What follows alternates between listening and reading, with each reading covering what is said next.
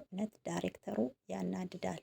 ብሩክ ሳይመለስ ምሳሌ መታገት አልነበረባትም። ብሩክ ለምሳሌ ምን ያህል መስዋዕት እንደከፈለ እናውቃለን ማለት ነው። እና ግን ዳይሬክተሩ ምን እየሆነ ነው እንዴ? ችግር አንድ ቤት ብቻ ነው እንደሚገባው።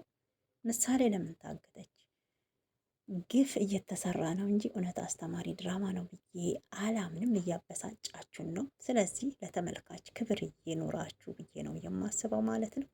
ዝና ጥፋተኛ ነው፣ ይታሰር። ስለዚህ ብሩክ ደግሞ ወደነበረበት ይመለስ። ብሩክ እንኳን ባይገኝ ምሳሌ በአባቷ ቦታ መስዋዕት መክፈል የለባትም ብዬ ነው የማምነው ማለት ነው። እንግዲህ ካሌብ ሞልሲሳ 3 ደቂቃ ሰጥቶታል ማለት ነው። ዝና ታልተለቀቀ ምሳሌም በምትበላው ምግብ ውስጥ መድኃኒት ጨምሮ ህይወቷ እንደሚጠፋና ወደ ምሳሌ ማረፊያ ክፍል እንደሚወስዱት ምግቡን ነግሮታል። በዚህ ላይም ቅድስት ያደራ ልጄን ተበላሁ እያለች እያለቀሰች አይተናል ማለት ነው። እንግዲህ መለስ ብሎ ወይ ወደ ቁም ሳጥኑ ቢያይ ኖሮ መድብል አጋጁን ያየው ነበረ።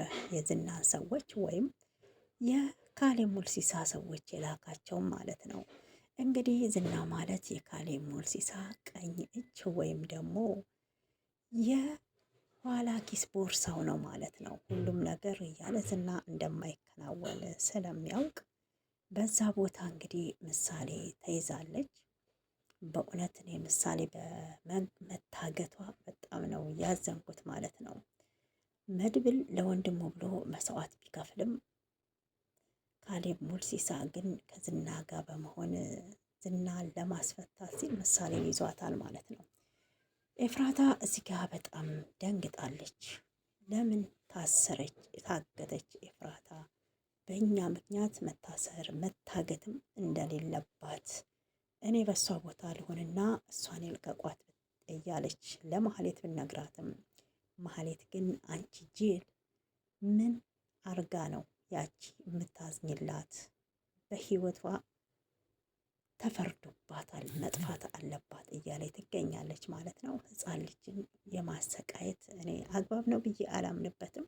ግን ሆኖም እንግዲህ ካሌብ ሞልሲሳ መድብልን አስፈራርቶታል። እውነት መድብልም ቆርጧል ማለት ነው። ከገደሏትም ይግደሏት፣ እኔም ዝናን ስጋውን ዘግዝጌ እጥልላቸዋለሁ ወንድሜስ እያለ ይገኛል ማለት ነው። እና በጣም የሚያሳዝነው ከአንድ ቤት አባትም ልጅም መታገት የለባቸውም ብዬ ነው ማምነው። እውነት ይሄ በጣም ነው የሚያሳፍረው። ምንም ድራማ ቢሆን አበሳጭቶኛል ማለት ነው። ወደ ተመልካቾቼ እናንተ የተሰማችሁን ስሜት በኮሜንት ላይ አስቀምጡልኝ ማለት ነው። ለቤቴ ደግሞ አዲስ የሆናችሁ ሰብስክራይብ፣ ላይክ እያደረጋችሁ አበረታቱኝ።